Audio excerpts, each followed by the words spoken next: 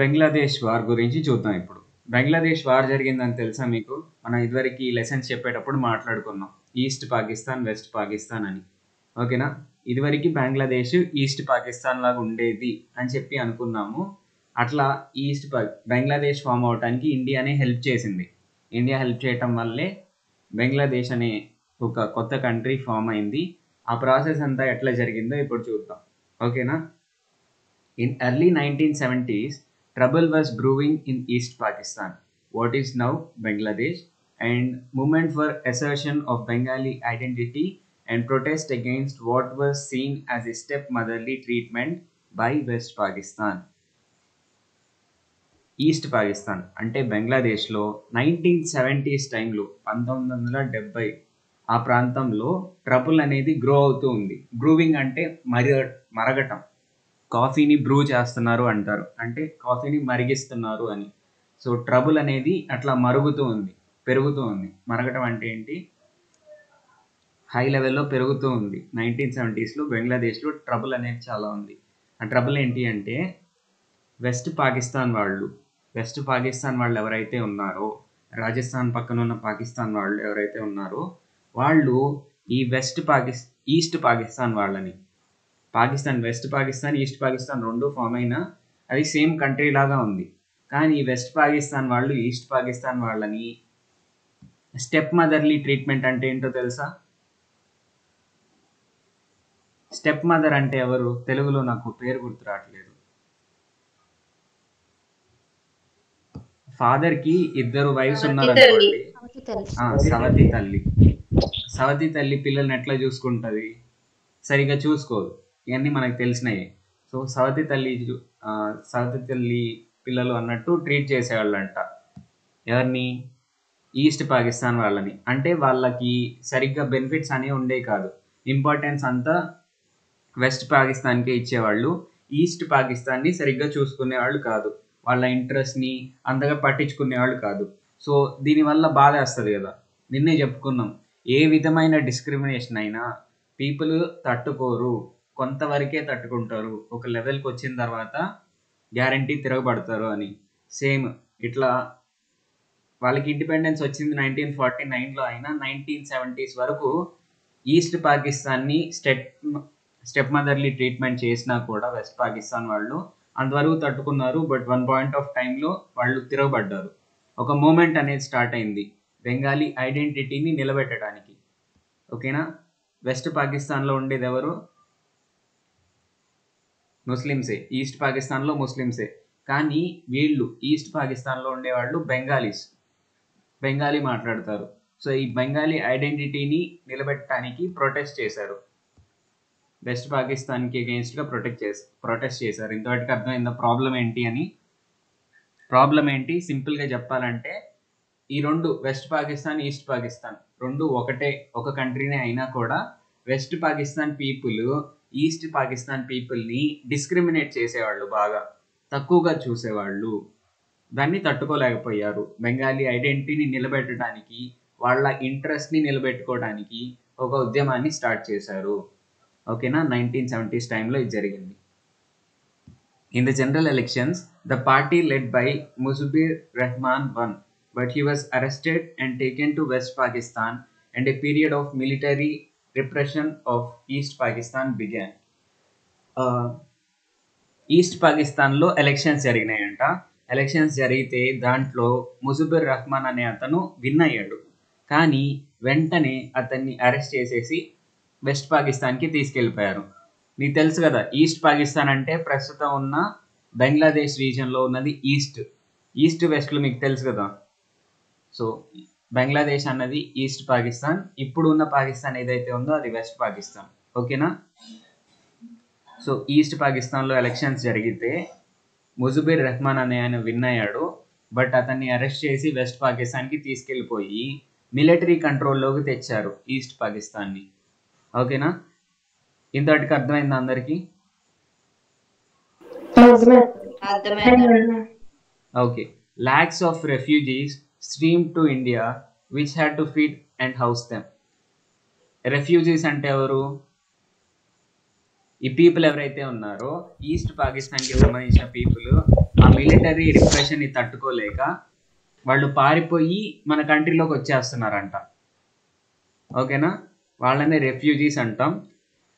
వాళ్ళు పారిపోయి లక్షల మంది ఇండియాలోకి వచ్చేస్తున్నారు. ఇండియా పరిస్థితి ఏంటి? ఇప్పుడిప్పుడే కొంచెం సెట్ అవుతుంది, మన వాళ్ళకి సరిపోయిన ఫుడ్డే మనకి లేదు. కానీ ఇట్లా ఆపదలో వచ్చిన వాళ్ళకి కూడా ఫుడ్ పెట్టాల్సిన అవసరం ఉంటుంది కదా ఇండియాకి. మన హెల్ప్ అడిగి ఇండియాకి వస్తూ ఉన్నారు చాలామంది పీపుల్ అక్కడ నుంచి పారిపోయి. వాళ్ళందరికీ ఫుడ్ పెట్టాలి, వాళ్ళందరికీ ఇల్లు ప్రొవైడ్ చేయాలి. ఓకేనా, సో ఇది ఒక పెద్ద ప్రాబ్లం అయిపోయింది. మనకే ఇబ్బందిగా ఉంటే వేరే వాళ్ళని ఇంకా ఫీడ్ చేయడం అంటే కొంచెం ఇబ్బందిగానే ఉంటుంది కదా, లక్షల మంది వస్తుంటే. సో వాళ్ళు ఏం చేశారు అంటే, meanwhile a liberation movement started in Bangladesh and India was asked to assist it. So ఇండియాకు కూడా ప్రాబ్లంగానే ఉంది దీనివల్ల, అవునా కాదా? ఇది కేవలం పాకిస్తాన్లో వచ్చిన ప్రాబ్లం కాదు, పాకిస్తాన్లో వచ్చిన ప్రాబ్లం వల్ల ఇండియాకు కూడా కొంచెం ప్రాబ్లంగానే ఉంది. అందుకే వార్లో ఇంటర్ఫియర్ అయింది ఇండియా కూడా. ఓకేనా, అందుకని బంగ్లాదేశ్ వాళ్ళు ఏం చేశారు అంటే, బంగ్లాదేశ్లో ఒక మూమెంట్ అనేది స్టార్ట్ అయింది, లిబరేషన్ మూమెంట్. అంటే పాకిస్తాన్ నుంచి మేము సపరేట్ అయిపోయి కొత్త నేషన్ లాగా ఫామ్ అవ్వాలి. లిబరేషన్ అంటే ఏంటి? స్వేచ్ఛ. సో స్వేచ్ఛ వచ్చేయాలి. మా లిబరేషన్ అంటే తెలుసు కదా, ఒక రకమైన స్వేచ్ఛ. ఓకే, సో మాకు పాకిస్తాన్ నుంచి లిబరేషన్ కావాలి అని ఒక ఉద్యమం అనేది స్టార్ట్ అయింది. దాంట్లో వాళ్ళకి సపోర్ట్ చేయమని ఇండియాని కోరారు. ఓకేనా, in 1971 a war broke out between India and Pakistan, and India decisively intervened to ensure the liberation of Bangladesh and its establishment as an independent country. So 1971లో ఇండియాకి పాకిస్తాన్కి వార్ జరిగింది. యాక్చువల్గా బంగ్లాదేశ్ పీపులే బాగా తిరగబడ్డారు పాకిస్తాన్ మీద. ఇండియా కూడా ఆ వార్లో జాయిన్ అయ్యి బంగ్లాదేశ్ వాళ్ళకి హెల్ప్ చేసింది. ఓకేనా, డిసైజివ్లీ ఇంటర్వైన్డ్ అంటే మంచి చెడ్లు అన్నీ చూసుకున్న తర్వాతే తెలివిగా ఇంటర్వ్యూన్ అయింది వార్లోకి. అర్థం పర్థం లేకుండా ఎంటర్ అవ్వలేదు. ఎందుకు ఎంటర్ అయింది? రీజన్ అడిగితే ఏం చెప్తుంది ఇండియా? ఎందుకు ఎంటర్ అయ్యారు వార్లో? మీకు సంబంధం లేదు కదా, వాళ్ళు కొట్టుకుంటున్నారు, మీరు ఎందుకు అయ్యారు అంటే ఏమని చెప్తారు చెప్పండి? అర్థం కాలేదా? బంగ్లాదేశ్ నుంచి లాక్స్ ఆఫ్ పీపుల్ ఇండియాకి వస్తున్నారు. Okay, great. బంగ్లాదేశ్ నుంచి లాక్స్ ఆఫ్ పీపుల్, లక్షల పీపుల్ వస్తూ ఉన్నారు. అప్పటికే లక్షల పీపుల్ వచ్చారు, ఇంకా అది కంటిన్యూ అవుతూ ఉంటే ఇంకా వస్తూ ఉంటారు. అసలే పాపులేషన్ ఎక్కువ ఉంది, ఫుడ్ సరిగ్గా లేదు, ఫెసిలిటీస్ సరిగ్గా లేవు. మళ్ళీ కొత్తగా వచ్చే పాపులేషన్కి ఎక్కడ అరేంజ్ చేయాలి ఫెసిలిటీస్ అన్నీ? ఇది అనుకున్నంత చిన్న ప్రాబ్లం కాదు, చాలా పెద్ద ప్రాబ్లం అప్పుడు మనకున్న పరిస్థితికి. ఓకేనా, సో ఇది ఇండియాకు కూడా ప్రాబ్లం ఫేస్ చేస్తుంది కాబట్టి దీనివల్ల హెల్ప్ చేసింది బంగ్లాదేశ్ వాళ్ళకి. అదిగాక బంగ్లాదేశ్ వాళ్ళు వచ్చి మరీ అడిగారు హెల్ప్ చేయమని, ఇండియాని అడిగారు. ఓకేనా, అసిస్ట్ చేయమని అడిగారు. సో ఎంటర్ అయింది. India was able to do this not only because it had built up its military strength, but also because it skillfully used its non-aligned position between the two superpowers to ensure that it did not intervene in the war. India మంచి చెట్లన్నీ ఆలోచించుకొని enter అయింది అని చెప్పాం కదా, దానికి explanation ఇస్తున్నారు. ఫస్ట్ది ఏంటి అంటే, ఇది ఎందుకు చేయగలిగింది? అసలు ఇండియాకి మిలిటరీ స్ట్రెంతే లేకపోతే ఇంటర్వ్యూన్ అయ్యేదే కాదు.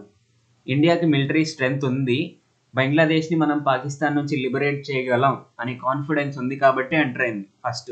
నెక్స్ట్ది, ఇప్పటి వరకు మీరు వరల్డ్ వార్స్ చూశారు, దాని తర్వాత డిఫరెంట్ కంట్రీస్లో movements, wars, even Vietnam war ఇవన్నీ చూశారు. ఈ వార్స్ అన్నీ చూస్తే ప్రతి వార్లో కూడా సూపర్ పవర్స్ యొక్క ఇన్ఫ్లుయెన్స్ అనేది ఉంది. యుఎస్ఏ యొక్క ఇన్ఫ్లుయెన్స్ ఉంది, రష్యా యొక్క ఇన్ఫ్లుయెన్స్ ఉంది. కానీ 1971లో జరిగిన ఈ బంగ్లాదేశ్ వార్లో మాత్రం ఇండియా ఇంటర్ఫియర్ అవటం వల్ల మాత్రమే అక్కడ యుఎస్ఏ అండ్ రష్యా ఇంటర్ఫియర్ అవ్వలేదు. ఎందుకో తెలుసా?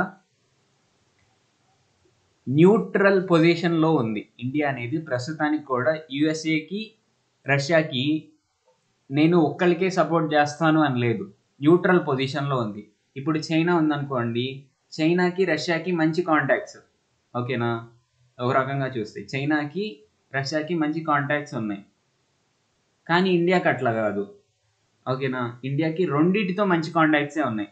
రష్యాతో మంచి ఫ్రెండ్లీ రిలేషనే ఉంది, యుఎస్ఏతో మంచి ఫ్రెండ్లీ రిలేషనే ఉంది. అంటే న్యూట్రల్ లెవెల్లో ఉంది ఈ రెండింటి మధ్య. ఓన్లీ ఒకవైపు అలైన్ అయ్యి లేదు. సో దీన్ని ఉపయోగించుకొని ఆ వార్లోకి ఈ సూపర్ పవర్స్ ఇంటర్ఫియర్ అవ్వకుండా చూసింది. వాళ్ళు ఇంటర్ఫియర్ అయితే ఎంత డిస్ట్రక్షన్ జరిగేదో మనకి తెలుసు కదా, ఆల్రెడీ చాలా ఎక్స్పీరియన్సెస్ చేసింది ప్రపంచం. సూపర్ పవర్స్ వార్స్లో ఇంటర్ఫియర్ అయితే వాళ్ళు ఎంత డిస్ట్రక్షన్స్ చేస్తారు అనేది. సో ఇండియా ఇంటర్ఫియర్ అవ్వటం వల్ల ఈ వేరే సూపర్ పవర్స్ ఇంటర్ఫియర్ అవ్వలేదు అండ్ స్కిల్ఫుల్గా మిలిటరీ స్ట్రెంగ్త్ని ఉపయోగించి అక్కడ ఉన్న ప్రాబ్లమ్ని సాల్వ్ చేసుకుంది. మన ప్రాబ్లం సాల్వ్ అయింది, అదిగాక పీపుల్ చాలామంది ఇబ్బంది పడుతున్నారు, వాళ్ళ ప్రాబ్లమ్స్ని కూడా సాల్వ్ చేసింది. ఇది బంగ్లాదేశ్ వార్. ఇంతవరకు అర్థమైందా టాపిక్? అర్థమైందన్న. చెప్పండి ఎవరు, ఏమైనా డౌట్స్ ఉంటే అడగండి, నెక్స్ట్ టాపిక్ వెళ్దాం. లేకపోతే చాలా ఈజీ, మళ్ళీ ఒకసారి చదువుకొని నోట్స్ రాయాలి మీరు తర్వాత. నెక్స్ట్ ఇది ఈ సిచ్యువేషన్లో ఎవరు చెప్పండి ఫాస్ట్. ఇండియాకి పాకిస్తాన్కి వారు ఎన్ని రోజులు జరిగింది, ఎంతమంది చనిపోయారు, ఎంతమందికి ఇంజూరీస్ అయ్యాయి బ్రో? అన్ని గూగుల్లో కొడితే వస్తాయి బ్రో, నాకు గుర్తులేవు. ఓకేనా, కొన్ని పాయింట్స్ ఏంటి అంటే మీరు వెంటనే గూగుల్లో సెర్చ్ చేయండి. అర్థం చేసుకోవడానికి కష్టంగా ఉండే డౌట్సే నేను చెప్తాను. ఓకేనా, ఇవి కూడా చెప్తాను, చెప్పనట్లా. కాకపోతే నేను వెళ్ళి మళ్ళీ గూగుల్లో సెర్చ్ చేసి మళ్ళీ మీకు చెప్పే బదులు మీరే గూగుల్లో సెర్చ్ చేస్తే ఒక పని అయిపోయింది. నేను ఇదివరకే చెప్పా ఈ విషయం. ఓకేనా, జస్ట్ గూగుల్లో టైప్ చేస్తే వచ్చేస్తాయి ఇట్లాంటి వాటికి ఆన్సర్స్. ఓకే, నెక్స్ట్ ఏం జరిగింది అంటే ఎమర్జెన్సీ జరిగింది. అంటే ఫాస్ట్గా చెప్పేయండి అంటున్నారు ఇండైరెక్ట్గా. ఓకే, ఎమర్జెన్సీ జరిగింది. ఎమర్జెన్సీ గురించి చెప్పే ముందు అసలు సిచ్యువేషన్ కొంచెం అర్థం చేసుకుందాం. ఎమర్జెన్సీ ముందు ఏమైంది అంటే 1973. ఫస్ట్ ఆఫ్ ఆల్ మనకు తెలిసిన విషయం ఏంటి, ఇండియాలో ఫుడ్ సఫిషియెంట్గా లేదు. ఫస్ట్ ఆఫ్ ఆల్ అంటే ఉన్న పీపుల్కి ఫుడ్ సరిపోవట్లేదు. అంటే పాపులేషన్ ఎక్కువ ఉంది కదా, పాపులేషన్ ఎక్కువ ఉంది ఆ టైంకే. సో ఈ ఒక కైండ్ ఆఫ్ కరువు అనే చెప్పాలి ఆ టైంలో. కరువు అని అఫీషియల్గా చెప్పకపోయినా నిజంగా పీపుల్ అందరికీ ఫుడ్ సరిపోవట్లేదు కాబట్టి చెప్పొచ్చు. ఓకే, అట్లా ఉంది సిచ్యువేషన్, స్కేరిసిటీ ఆఫ్ ఫుడ్. అట్లానే 1973 టైం కల్లా అరబ్ ఇస్రాయేలీ వార్ అనేది జరుగుతుంది.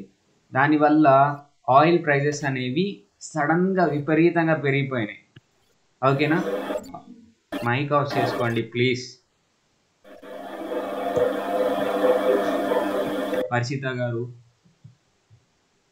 ఓకే, ఆయిల్ ప్రైజెస్ అనేవి సడన్గా పెరిగిపోయినాయి అరబ్ ఇస్రాయేలీ వార్ తర్వాత. సో సడన్గా ఎసెన్షియల్ ఐటమ్స్ అంటే మొన్న ఈ మధ్య ఇప్పుడు ఉల్లిపాయల రేటు విపరీతంగా పెరిగిపోయింది చూడండి సడన్గా. అట్లా ఎసెన్షియల్ ఐటమ్స్ ఏవైతే ఉన్నాయో వాటి ప్రైజెస్ విపరీతంగా పెరిగిపోయినాయి. ఫుడ్ స్కేర్సిటీ, ఫుడ్ అనేది కరువు అయిపోయింది అండ్ అన్ఎంప్లాయ్మెంట్ అనేది చాలా పెరిగిపోతూ ఉంది. ఓకేనా, ఇట్లా సడన్గా ప్రైజెస్ రేజ్ అవ్వటాన్ని సొసైటీలో ఇన్ఫ్లేషన్ అంటాము. సొసైటీలో సడన్గా ప్రైజెస్ అన్నీ పెరిగిపోవటం, దీన్నే ఇన్ఫ్లేషన్ అంటాం. మనం మాట్లాడుకున్నాం గ్రేట్ డిప్రెషన్ సిచ్యువేషన్ ఎట్లా ఉంది అనేది. సేమ్ సిచ్యువేషన్ అనేది ఇండియాలో ఇక్కడికి వచ్చింది 1973 అరబ్ ఇస్రాయేలీ వార్ టైంలో. సో ఆ టైంలో ఏంటి అంటే చాలా ప్రాబ్లమ్స్ ఫేస్ చేస్తున్నారు పీపుల్. ఆ టైంలో గవర్నమెంట్ ఏం చేసింది అంటే ఎమర్జెన్సీని డిక్లేర్ చేసింది. సో ఎమర్జెన్సీ గురించి మాట్లాడుకుందాం. అసలు ఎమర్జెన్సీ అంటే ఏంటి? ఈ ప్రాబ్లమ్స్ అన్నిటికీ the government reacted harshly with series of laws which violated civil rights in the name of maintaining order. ఇట్లా ప్రైజెస్ అన్నీ పెరిగిపోయేటప్పటికి కొంతమంది పీపుల్ తిరగబడ్డారు గవర్నమెంట్ మీద. సో ఇప్పుడు సిచ్యువేషన్ చూడండి, మీరు లీడర్ పొజిషన్లో ఉండి ఆలోచించండి. మీరేమో చాలా ప్రాబ్లమ్స్ వస్తుంటే ఒక్కొక్కటి చిన్నగా సాల్వ్ చేస్తూ ఉందామని ట్రై చేస్తుంటే ఎప్పటికప్పుడు ప్రజలు తిరగబడుతూ ఉన్నారంటే, మాట వినట్లేదు అంటే మనం ఏం చేస్తాం? ఎట్లా అయినా ఒకట్లా కాసేపు పీపుల్ని కట్టిపెట్టి ఉంచేసి ముందు అన్ని ప్రాబ్లమ్స్ని సాల్వ్ చేద్దాం అనుకుంటామా లేదా? అర్థమైందా చెప్పింది? అర్థమైందండి. ఫర్ ఎగ్జాంపుల్ పిల్లోడికి మందు వేయాలి, ఏదో ప్రాబ్లం వచ్చింది, హెల్త్ ప్రాబ్లము, ఆ పిల్లోడికి చిన్న పిల్లోడికి మందు వేయాలి. మందు వేయాలి అయితే వాడేమో గోల చేస్తున్నాడు వేసుకోకుండా. అప్పుడు ఏం చేస్తాం? వాడి ఫ్రీడమ్ని కట్టేసి వాడి కాళ్ళు చేతులు పట్టేసుకొని అప్పుడు మందు వేస్తాం. దీనివల్ల వాడి ఫ్రీడమ్ని తీసేసిన వాళ్ళం అవుతామా, లేకపోతే వాడికి మంచి చేసిన వాళ్ళం అవుతామా? వాడికి మంచి చేసిన వాళ్ళం అవుతాం. ఎందుకంటే ప్రాబ్లం సాల్వ్ చేయటం ముఖ్యం కాబట్టి కాసేపు వాడి ఫ్రీడమ్ని తీసేస్తే మంచిదే, అది వీటికి బెనిఫిట్ కోసమే. ఎమర్జెన్సీ కూడా అట్లాంటిదే. ఓకేనా? వీళ్ళు ప్రాబ్లమ్ సాల్వ్ చేయడానికి టైం ఇవ్వకుండా విపరీతంగా గోల్ చేసేస్తున్నారు కాబట్టి వాళ్ళ ఫ్రీడమ్ని తీసేసేసి పీపుల్ని సప్రెస్ చేసి పట్టుకున్నారు కొన్నాళ్ళు, అన్ని ఇంప్లిమెంటేషన్ చేయటానికి, అన్ని ప్రాబ్లంకి సొల్యూషన్స్ ఇంప్లిమెంట్ చేయటానికి. ఇట్లా వాళ్ళ ఫ్రీడమ్, బేసిక్ రైట్స్ అవన్నీ తీసేసి ఉంచారు. దీన్నే ఎమర్జెన్సీ అంటారు. బేసిక్ ఐడియా వచ్చింది కదా ఎమర్జెన్సీ అంటే ఏంటో. ఈ ప్రాబ్లమ్ని సాల్వ్ చేయడానికి హార్ష్గా రియాక్ట్ అయిందంట government. Series of laws implement చేశారు. ఆ లాస్ ఏం చేసినాయి అంటే సివిల్ రైట్స్ ఏంటి? Basic rights. సివిల్ రైట్స్ అంటే సివిక్ అంటే మీనింగ్ ఏంటి అంటే సిటిజన్కి సంబంధించిన అని అర్థం. సో సివిల్ రైట్స్ ఏంటి, మామూలు రైట్స్ ఏంటి చెప్పండి మనకి? ఫండమెంటల్ రైట్స్ చెప్పండి. Right to right to live, right to equality, right to freedom, ఇవన్నీ ఉన్నాయి కదా. సో రైట్ టు ఎడ్యుకేషన్ ఇవన్నీ ఉన్నాయి. వీటన్నిటిని తీసేసిందంట. ఇవన్నిటిని వయలేట్ చేసే కొన్ని లాస్ని ప్రపోజ్ చేసింది గవర్నమెంట్. చాలా హార్ష్గా రియాక్ట్ అయింది. ఎందుకు? ఆర్డర్ని మెయింటైన్ చేయడానికి. ఆర్డర్ మెయింటైన్ అయితేనే కదా ఫస్ట్ వాళ్ళు ఏదన్నా ఇంప్లిమెంట్ చేయగలిగేది ముందు. సో ఆర్డర్ని మెయింటైన్ చేయడానికి, ఆ ప్రజలు ఎవరు తిరగబడకుండా ఉండడానికి సివిల్ రైట్స్ని అంటే బేసిక్ ఫండమెంటల్ రైట్స్ని కూడా వయలేట్ చేసే కొన్ని లాస్ని ప్రపోజ్ చేసింది. ఓకేనా? అందుకే ఎమర్జెన్సీ అంటారు. ఎమర్జెన్సీ అని అంటారు ఇట్లాంటి దాన్ని.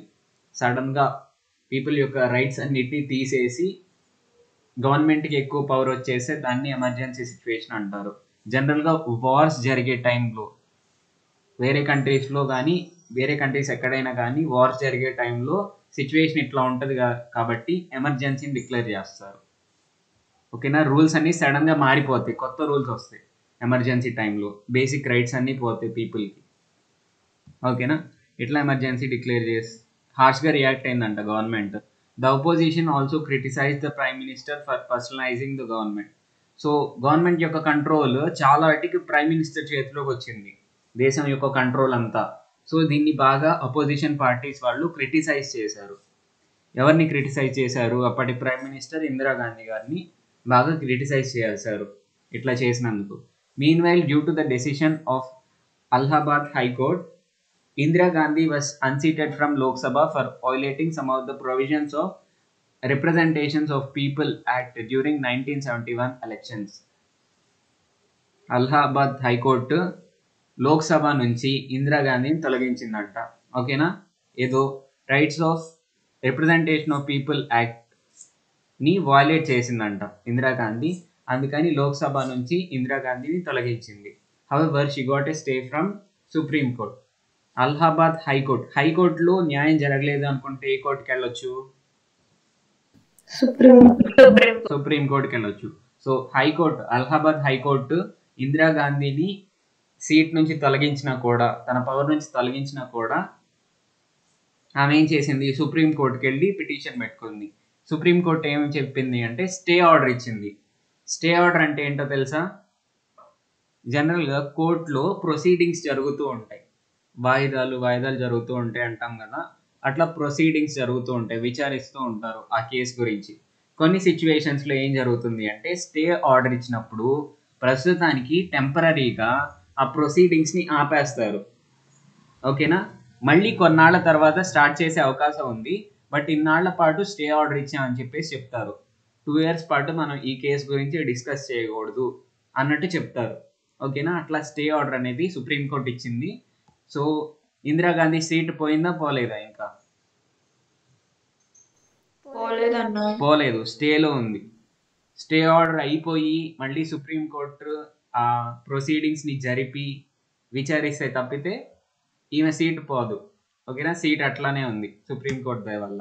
ఓకే, సో అప్పుడు ఏం చేసింది అంటే, a few days later, with the JP movement gaining more strength, the government imposed emergency and justified it as necessary to preserve order, save democracy, protect the social and economic transformation, and preserve national integrity.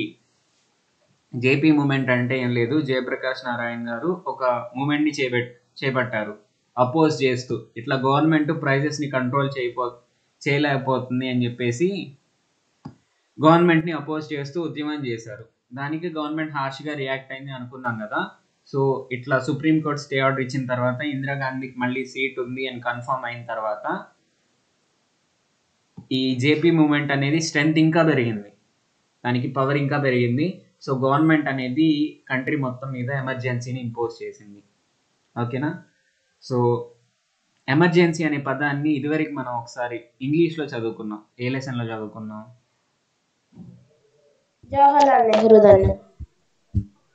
Jawaharlal నెహ్రూనా Abdul Kalam? Abdul Kalam. My childhood లెసన్లో చదువుకున్నాం. అప్పుడు war వచ్చినప్పుడు British వాళ్ళు ఏం చేశారు, basic freedom అంతా తీసేశారు, ఎమర్జెన్సీని declare చేశారు. అది చెప్పాడు కదా అబ్దుల్ కలాం, చెప్పారు కదా. సో అట్లానే ఎమర్జెన్సీని డిక్లేర్ చేశారంట. ఎందుకు డిక్లేర్ చేశారు అంటే, గవర్నమెంట్ ఏం చెప్పింది అంటే,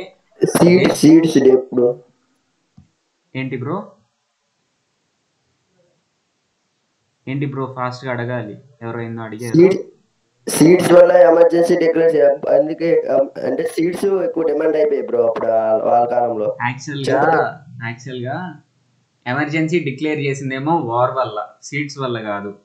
కానీ ఆ టైంలో ఎందుకో తెలియకుండా టామరెంట్ సీట్స్ కి డిమాండ్ పెరిగిపోయింది. అర్థం, దానికి దీనికి సంబంధం లేదు. జస్ట్ ఎమర్జెన్సీ ఎందుకు డిక్లేర్ చేశారు, వార్ వల్ల డిక్లేర్ చేశారు. కానీ ఆ టైంలో ఎందుకో తెలియకుండా సీట్స్కి డిమాండ్ పెరిగింది అని చెప్పాడు అబ్దుల్ కలాం. ఓకేనా, సో ఎమర్జెన్సీని ఇంపోజ్ చేశారు పీపుల్ మీద. ఎందుకు ఎమర్జెన్సీని డిక్లేర్ చేశారు అని పీపుల్ అడిగితే ఏం చెప్పారు అంటే, ప్రస్తుతం ఇట్లా తిరుగుబాటు బాగా చేస్తున్నారు, దానికి చాలా డిస్టర్బెన్స్గా ఉంటుంది కదా గవర్నమెంట్కి. సో పీపుల్లో ఆర్డర్ని ప్రిజర్వ్ చేయడానికి, అందరూ వాళ్ళ పనులు వాళ్ళు చేసుకునేటట్లు, ఎట్లా పడితే అట్లా బిహేవ్ చేయకుండా ఉండేటట్టు చూడటానికి ఫస్ట్ పాయింట్. నెక్స్ట్ది డెమోక్రసీని సేవ్ చేయడానికి, and protect the social and economic transformation. మన గోల్ ఏంటిది, సోషల్ అండ్ ఎకనామిక్ డెవలప్మెంట్ అనేది one of the important goal. దాన్ని ప్రిజర్వ్ చేయడానికి, అండ్ నేషనల్ ఇంటిగ్రిటీని ప్రిజర్వ్ చేయడానికి. అంటే నేషన్ అనేది, కొత్త నేషన్ ఇట్లాంటి గొడవల్లో నుంచే కదా కొత్త నేషన్స్ ఫామ్ అయ్యేది. సో అట్లా నేషన్ అనేది డివైడ్ అయిపోకుండా చూసుకోవడానికి ఎమర్జెన్సీని ఇంపోజ్ చేసేశారు. విత్ దిస్, ఎమర్జెన్సీని డిక్లేర్ చేసిన తర్వాత democracy was put on hold. Emergency అంటే మీనింగ్ ఏంటి అంటే, ఇక కాన్స్టిట్యూషన్ పనిచేయదు, కొత్త రూల్స్ ఉంటాయి, బేసిక్ రైట్స్ అన్నీ పోతాయి పీపుల్కి, కొత్త రూల్స్ అనేవి ఇంప్లిమెంట్ చేస్తారు. ఓకేనా, so democracy was put on hold, ఇంకా డెమోక్రసీ లేదు.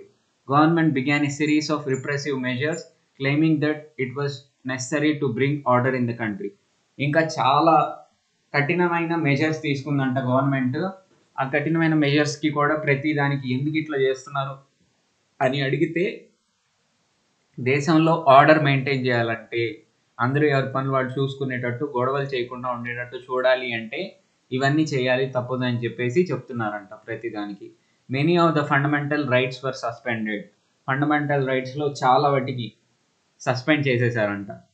ఓకేనా, ఫ్రీడమ్ ఆఫ్ ఎక్స్ప్రెషన్ ఇట్లాంటి ఫండమెంటల్ రైట్స్ అన్ని సస్పెండ్ చేశారు. There was also instances of arbitrary detention. Detention అంటే ఏంటో తెలుసా? డిటెన్షన్ అంటే జైల్లో పెట్టడాన్ని డిటెన్షన్ అంటారు. ఓకేనా, ఆర్బిట్రరీ డిటెన్షన్ అంటే ఏంటి అంటే, వాళ్ళు తప్పు చేశారు అని కన్ఫామ్గా తెలియకుండానే డౌట్ వచ్చిందా, పోలీస్కి డౌట్ వచ్చిందా అని తీసుకెళ్ళి జైల్లో వేసేస్తాడు. ఇంకా కోర్టుకి తీసుకెళ్ళటం ఉండదు, వాళ్ళు చేశారా చేయలేదా అని విచారించడం ఉండదు. అట్లా తప్పు చేశారని కన్ఫర్మ్ అవ్వకుండానే ఆర్బిటరీగా అదేంటి జైల్లో వేసేస్తారు. దీన్ని ఆర్బిటరీ డిటెన్షన్ అంటారు. ఓకేనా, హలో, నా వాయిస్ కట్ అవుతుందమ్మా. హలో, లేదు కట్ అవ్వట్లేదు సార్ బాగానే. వాయిస్ కట్ అవుతుంది బ్రో మీది. కట్ అవ్వట్లేదు సార్. మీ దగ్గరే నెట్ సరిగ్గా లేదేమో చూసుకోండి. నెక్స్ట్ది టార్చర్ చేస్తున్నారంట పీపుల్ని కొన్ని ఇన్స్టాన్సెస్లో. అండ్ సివిల్ లిబర్టీస్ అన్న ఫండమెంటల్ రైట్స్ అన్న ఒకటే. లిబర్టీస్ అంటే ఫ్రీడమ్, లిబర్టీ అంటే ఏంటి ఫ్రీడమ్, సివిక్ అంటే పీపుల్ యొక్క ఫ్రీడమ్స్ కూడా వయలేట్ అవుతున్నాయి అంట, ఫ్రీడమ్ ఆఫ్ ఎక్స్ప్రెషన్ ఇట్లాంటివన్నీ. Okay, while people welcome control over price rise and campaign against black marketeering and bonded labor, many programs undertaken by emergency governments such as demolition of some slums and forced sterilization in the name of population control became very unpopular. So emergency టైంలో జరిగిన మంచి విషయాలు ఏంటి అంటే prices rise అవుతున్నాయి అని చెప్పారు కదా, దాని మీద గవర్నమెంట్కి కంట్రోల్ వచ్చిందంట. ఆ ప్రైజెస్ పెరగకుండా గవర్నమెంట్ కంట్రోల్ చేసింది, ప్రజలకి ఇది చాలా బెనిఫిట్ అయింది. ఓకేనా, చాలా హ్యాపీగా ఫీల్ అయ్యారు ఈ ప్రైజెస్ని కంట్రోల్ చేయటం వల్ల. నెక్స్ట్ది బ్లాక్ మార్కెటింగ్ కూడా ఉంటుంది. బ్లాక్ మార్కెటింగ్ అంటే తెలుసు కదా, బ్లాక్లో టికెట్లు అమ్ముతారు అనేదానికి బ్లాక్ మార్కెటింగ్ ఒక పెద్ద ఎగ్జాంపుల్. ఒక జస్ట్ ఏం లేదు, వాళ్ళు ఒక చోట తక్కువ రేట్కి కొంటారు, విపరీతమైన ఎక్కువ రేటుకి వేరే చోట అమ్ముతారు అవసరాన్ని బట్టి, దాన్నే బ్లాక్ మార్కెటింగ్ అంటారు. అండ్ బాండెడ్ లేబర్, వెట్టి చాకిరి, దీన్ని కూడా నిర్మూలించింది ఈ గవర్నమెంట్ వచ్చిన తర్వాత. ఇవేమీ దేశంలో లేకుండా చూసింది, బాండెడ్ లేబర్ లేకుండా చూసింది, బ్లాక్ మార్కెటింగ్ లేకుండా చూసింది, అండ్ ప్రైజెస్ రైజ్ని కంట్రోల్ చేసింది. వీటన్నిటిని పీపుల్ చాలా వెల్కమ్ చేశారు, చాలా హ్యాపీగా ఫీల్ అయ్యారు గవర్నమెంట్ ఇవన్నీ చేయటం వల్ల. కానీ ఎమర్జెన్సీ కారణంగా స్లమ్స్ని డిమాలిష్ చేశారు. స్లమ్స్ అంటే మనకు తెలుసు కదా, బస్తీలు. ఓకేనా, స్లమ్స్ చాలా ఉంటాయి సిటీస్లో, ఆ స్లమ్స్ అన్నిటిని డిమాలిష్ చేశారు, అంటే నాశనం చేసేసారు. అండ్ పీపుల్కి ఫోర్స్డ్ స్టెరిలైజేషన్, మనం రిప్రొడక్షన్ లెసన్లో స్టెరిలైజేషన్ గురించి మాట్లాడుకున్నాం. స్టెరిలైజేషన్ అనే పదం వాడకపోయినా దాని గురించి చెప్పుకున్నాం. స్టెరిలైజేషన్ అంటే ఏంటి అంటే పిల్లలు పుట్టకుండా చేయటం. మనకి పిల్లలు పుట్టకుండా చేయడానికి ఆపరేషన్స్లో 2 టైప్స్ ఉన్నాయి అనుకున్నాం. ఏంటిది అది? మేల్కి చేసే ఆపరేషన్ ఏంటిది? వ్యాసెక్టమీ. వ్యాస్ డిఫరెన్స్లో సమ్ పోర్షన్ని రిమూవ్ చేస్తారు, అది వ్యాసెక్టమీ. ఫీమేల్కి చేసే ఆపరేషన్ పేరు ట్యూబెక్టమీ. ఇట్లాంటి ఆపరేషన్స్ చేసి ఫోర్స్గా, అంటే వాళ్ళకి ఇష్టం ఉన్నా లేకపోయినా తీసుకురావటం, వాళ్ళకి ఆపరేషన్ చేసేయటం, బయటపడేయటం మనుషుల్ని, అట్లా చేశారు. అది బేసిక్ ఫ్రీడమ్ని దెబ్బతీసినట్టే కదా. వాళ్ళకి ఇష్టం ఉంటే చేస్తే అదొక బాగుంటుంది, వాళ్ళకి ఇష్టం లేకపోయినా కూడా అట్లా చేశారంట. ఫోర్స్డ్ స్టెరిలైజేషన్ చేశారు పీపుల్కి. ఎందుకు చేశారు అని అడిగితే, విపరీతంగా పాపులేషన్ పెరిగిపోయింది, ఇంతమందికి అన్నం ఎక్కడ పెట్టను నేను అని చెప్పేసి ఫోర్స్డ్ స్టెరిలైజేషన్ చేశారు. ఇది బాగా అన్పాపులర్ థింగ్. ఇందిరాగాంధీ యొక్క ఎమర్జెన్సీ టైంలో ఆమెకి బాగా మచ్చ తెచ్చిన అన్పాపులర్ థింగ్స్లో ఇది ఒకటి. స్లమ్స్ని డిమాలిష్ చేయటం అండ్ ముఖ్యంగా ఫోర్స్డ్ స్టెరిలైజేషన్ చేయటం. ఆమె చేసిన కారణం మంచిదే, ఆమె సైడ్ నుంచి, లీడర్ సైడ్ నుంచి ఆలోచిస్తే, ఈ దేశం మొత్తాన్ని పోషిస్తున్న ఒక మదర్ లాంటి వ్యక్తి అనే సైడ్ నుంచి ఆలోచిస్తే ఆమె చేసింది కరెక్టే. కొత్త వాళ్ళని పుట్టించి వాళ్ళని పోషించలేక ఇబ్బంది పడే బదులు ముందే అసలు పుట్టకుండా చేస్తున్నారు. బట్ పీపుల్ యొక్క విషయంలోకి వస్తే కొంతమందికి ఇష్టం ఉంటుంది, కొంతమందికి ఇష్టం లేదు. ఇష్టం లేకపోయినా ఫోర్స్డ్గా చేశారు కాబట్టి అది బాగా అన్పాపులర్ అయింది. ఓకేనా. However, in the absence of civic freedom, people could not express their discontent and government therefore could not take corrective measures. So ఇట్లా ఏం జరుగుతున్నా కూడా పీపుల్ ఎక్స్ప్రెస్ చేయలేకపోతున్నారు, ఎందుకంటే ఫ్రీడమ్ ఆఫ్ ఎక్స్ప్రెషన్ అనేది పోయింది కదా, సివిక్ ఫ్రీడమ్స్ అన్నీ పోయినాయి, సివిక్ లిబర్టీస్ అన్నీ పోయినాయి. కాబట్టి వాళ్ళ డిస్కంటెంట్ని, వాళ్ళ అసంతృప్తిని ఎక్స్ప్రెస్ చేయలేకపోతున్నారు. సో పీపుల్ అసంతృప్తిని ఎక్స్ప్రెస్ చేస్తేనే కదా గవర్నమెంట్ అనేది దానికి తగ్గట్టు బిహేవ్ చేసేది. సో వాళ్ళు ఏం చెప్పలేకపోతున్నారు, గవర్నమెంట్ కూడా ఇంకా కరెక్టివ్ మెజర్స్ ఏమి తీసుకోవట్లేదు దాని గురించి. Okay, the major highlight of this period was 42nd constitutional amendment which brought about a series of changes. One of the most important thing ఈ టైంలో జరిగింది ఏంటి అంటే కాన్స్టిట్యూషన్ యొక్క 42nd అమెండ్మెంట్. అమెండ్మెంట్ ఏంటి?